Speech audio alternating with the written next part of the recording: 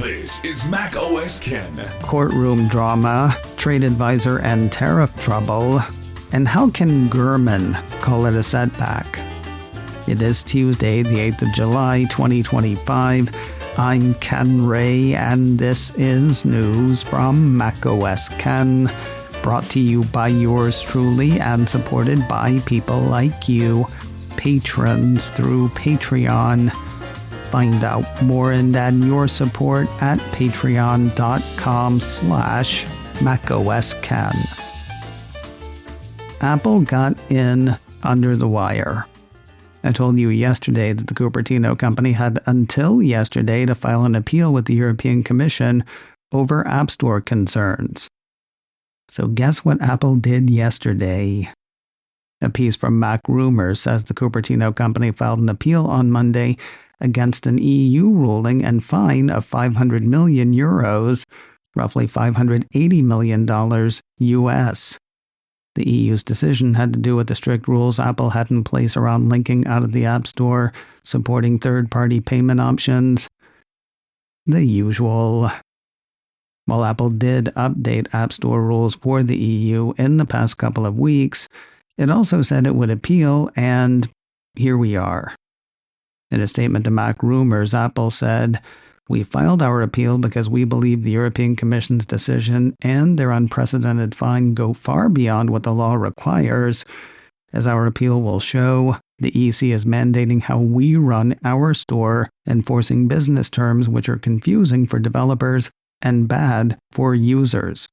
We implemented this to avoid punitive daily fines and will share the facts with the court." No word on next steps in the case. Apple and medical devices company Masimo are still fighting over blood oxygen sensors and Apple Watch.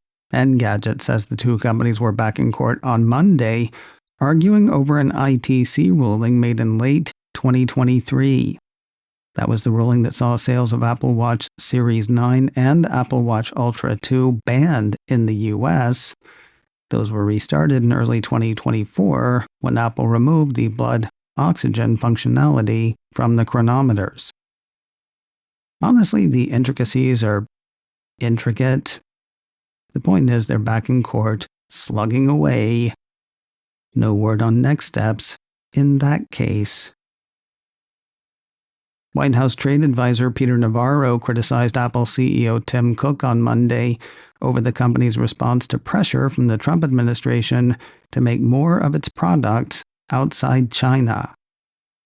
That was the start of a piece from CNBC, on whose network Navarro made the remarks.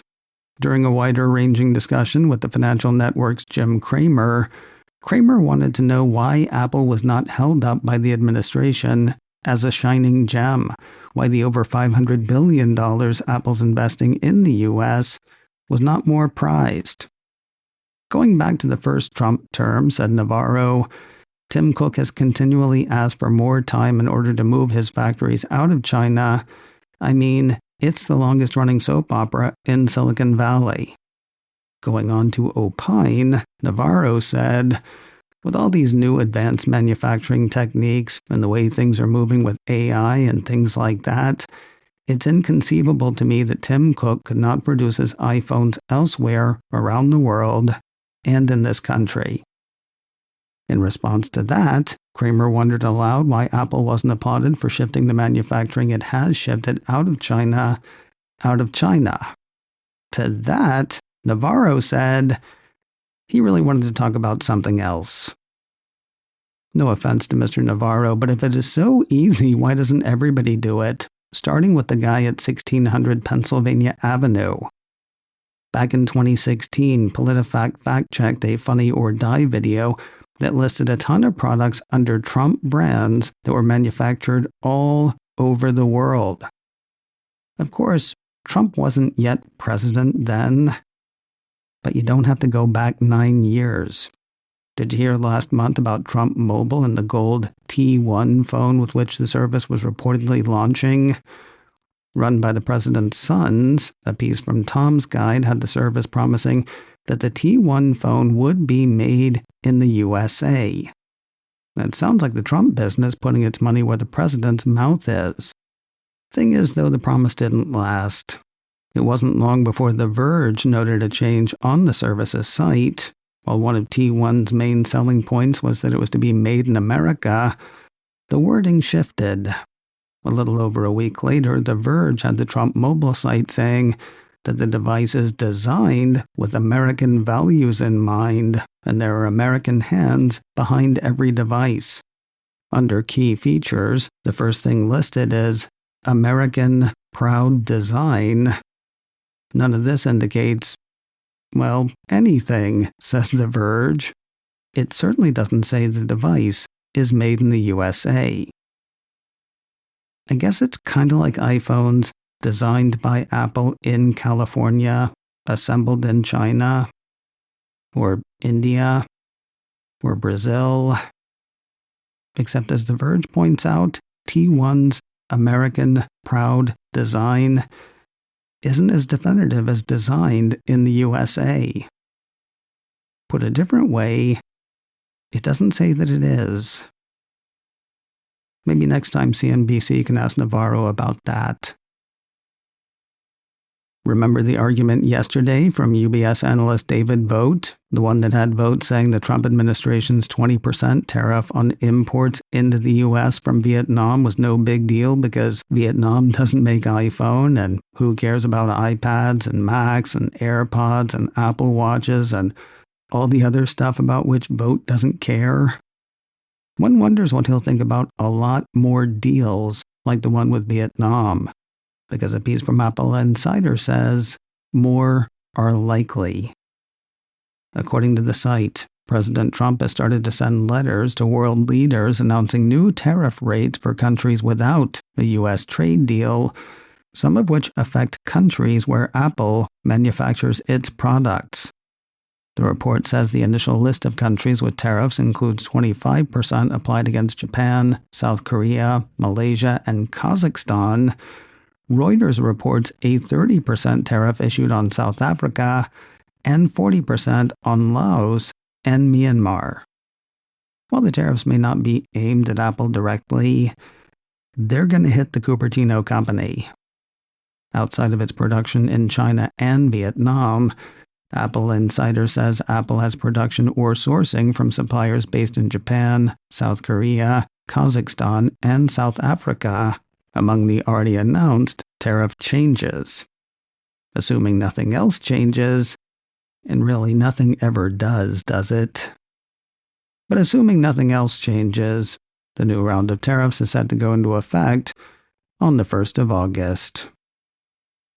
There's a new round of OS betas out for developers. Mac Rumors ran a few pieces Monday that had Apple seeding the third betas of iOS and iPadOS 26 to members of the developer program, along with third developer betas of macOS 26 Tahoe, watchOS 26, and visionOS 26. Now there is one notable change that is already making early testers happy. Liquid glass in iOS 26 apparently looks more solid. A piece from TechCrunch says the operating system's new glassy look has been toned down in the third beta. That's after complaints that the new design language made parts of the user interface more difficult to read. That said, the piece points out that iOS 26 and its ilk are still months away from final release. Transparency for liquid glass can be expected to swing back and forth as Apple seeks the usability sweet spot. News of a couple of acquisitions for Apple, one apparently aimed at Apple Intelligence and the other at Apple Vision Pro. Apple Insider reports on the buys. On the Vision Pro side, the Cupertino company is said to have purchased True Meeting. That company's tech lets users scan their faces with their iPhones and produce an AI avatar image. When it was its own thing, those avatars would integrate with other apps ranging from games to communications. Likely acquired late last year, Apple Insider indicates that True Meeting tech may be responsible for the much more natural persona floating around visionOS 26.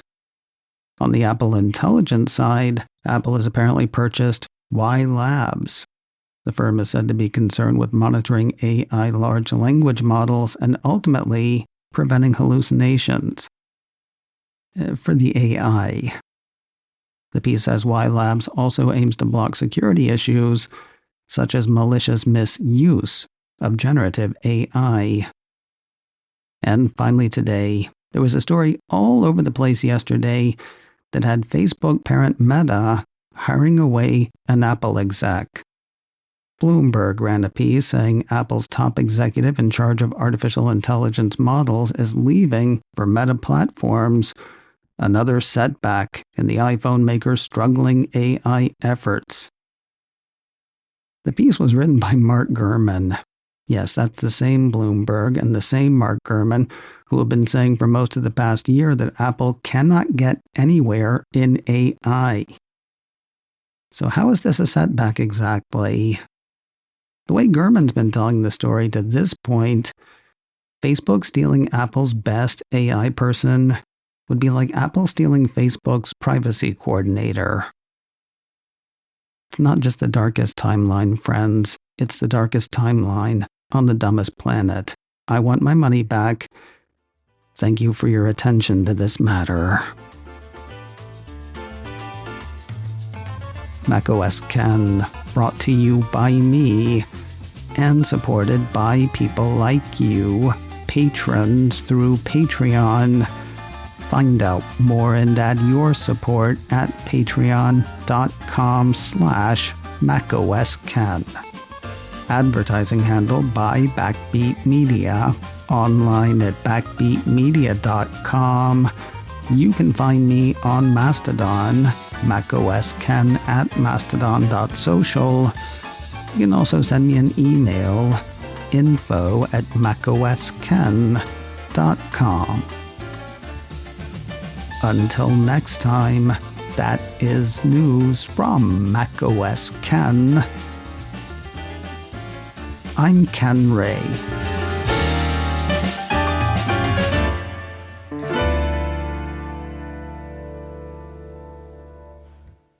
It's still sunny.